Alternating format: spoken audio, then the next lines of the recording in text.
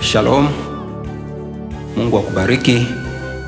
Karibu tena mahali hapa katika madhabahu hii ili tujifunze neno la Mungu ambalo litayavusha maisha yetu, na tutaangalia kitabu cha Marko sura ya 13 na mstari ule wa 32.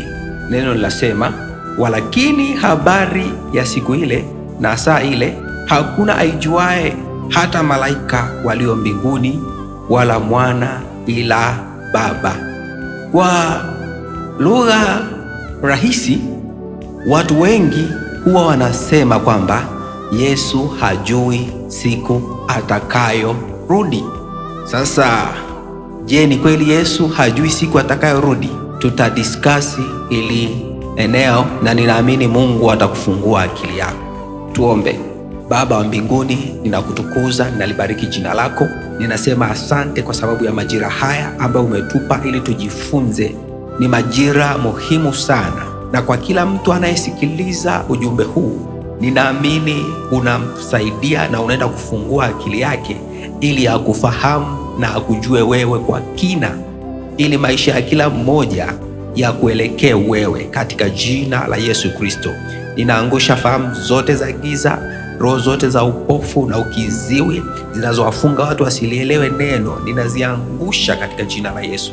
Ninasema asante kwa sababu wewe ni wema, katika jina la Yesu Kristo, amen. Kwa sababu ya kulifahamu neno, Ukristo umegeuka kuwa kichekesho na imegeuzwa kuwa dini. Siku zote tumekuwa tunasema Ukristo sio dini. Yesu alitutuma tukahubiri habari ya ufalme wa Mungu. Kwa hiyo Ukristo ni culture, ni utamaduni, ni ufalme. Ukristo ni juu ya utawala, sio juu ya dini. Kwa hiyo, kwa sababu ya kutokulifahamu neno, watu wameugeuza Ukristo kuwa dini, na imekuwa ni dini ambayo haieleweki, inachekesha. Kwa kifupi, mtu anakuambia Yesu hajui siku atakayorudi, alafu huyo mtu anakuja kusema Yesu ni Mungu. Mungu ambaye hajui hatima yake yeye mwenyewe, ataijuaje hatima yako? Sasa sikiliza, nikwambie ufafanuzi wa hili neno. Yesu anasema hakuna aijuae siku wala saa ila Baba. Yesu alikuwa anasema nini hapa? Kumbuka, wakati wote Yesu alikuwa anafundisha kwa mifano. Yesu alikuwa anafundisha kwa mafumbo. Kuna wakati mpaka wanafunzi wake wanamuita pembeni, wanamuuliza ni nini hiki unachomaanisha? Anaanza kuwafafanulia. Sasa hiki kitu ambacho Yesu akizungumza alikuwa anamaanisha nini? Yesu alikuwa anazungumzia utaratibu au utamaduni wa wakati ule wa sherehe ya ndoa ya Kiyahudi. Mfumo wa sherehe ya ndoa au wa harusi za Kiyahudi. Huu mfumo ulikuwaje basi? Huu mfumo ulifanywa hivi. Anakuja bwana harusi ambaye ndio muoaji, anakuja kutoa posa au mahali. Akishatoa posa au ile mahali, yule bwana harusi na bibi harusi wanafunga agano, na lile agano lilikuwa linafungwa kwa kushiriki divai au glasi ya divai. Baada ya hapo, huyu bwana harusi alikuwa anaondoka. Japokuwa wamefunga agano, lakini bado hamchukui huyu kama mke kuondoka naye. Huyu bwana harusi ataondoka nyumbani kwao, anaenda nyumbani kwao, sio nyumbani kwake, anaenda nyumbani kwao. Kwa hiyo kama baba yake ana uwanja pale, anaenda pale nyumbani kwa baba yake, anajenga nyumba pale nyumbani kwa baba yake, anajenga nyumba ambayo yeye atakuja kufikia na mkewe. Na akisha kujenga ile nyumba, kwa sababu yuko kwa baba yake mzazi, baba yake mzazi ndio atakuwa msimamizi wa kuangalia maandalizi yamekamilika.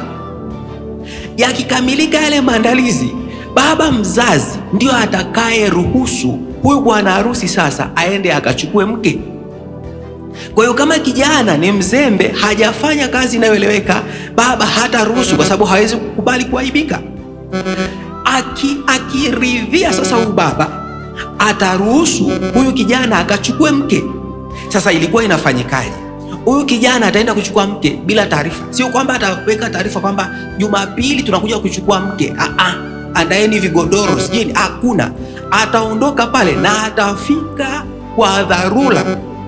Kitakachoonesha kwamba amekuja, akifika pale, akikaribia, zitaanza kupigwa tarumbeta, zitaanza kupigwa ngoma, vitu gani. Kwa hiyo watu watashtuka kwamba bibi harusi anakuja kuchukuliwa, na wakati wote ilikuwa inafanywa nyakati za usiku. Sasa hii ndio kitu ambacho Yesu alikuwa anakizungumza. Yesu alikuwa anafananisha kanisa lake kama bibi harusi, wakati wote ambavyo amekuwa akiliita bibi harusi. Kwa hiyo ameweka kwanza kutoa mwili wake. Yesu ni kutoa ile mahali, alafu kutununua kwa damu yake sisi ni agano. Baada ya hapo ametuposa, ameenda, alafu atarudi kuja kutuchukua. Kama vile ambavyo bwana harusi anakuja ghafla, ndivyo ambavyo kanisa linatakiwa wakati wote lijiandae, liwe tayari, kwa sababu atakapokuja atakuja ghafla. Yesu hauwezi kusema hajui. Kama hajui, yeye siyo Mungu. Kwa nini tunajifunza hili jambo? Ni kwa sababu kama nilivyotangulia kusema, kukosa kwetu maarifa kumefanya tukose target yote, shabaha yote katika kumwabudu Mungu. Ndio maana tumejikuta tumejikusanyia miungu kibao, alafu tunafikiri tunamwabudu Mungu wa kweli. Kutokujua kwako sio kigezo cha kukosea. Kosa ni kosa. Angalia Biblia inasemaje kuhusu Yesu.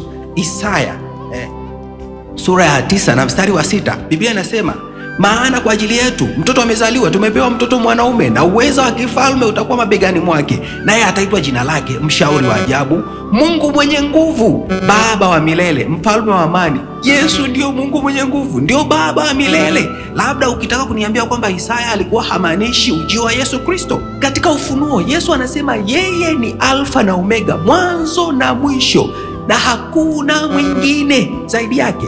Alfa na Omega, mwanzo na mwisho, na hakuna mwingine zaidi yake. Hakuna mwingine zaidi yake.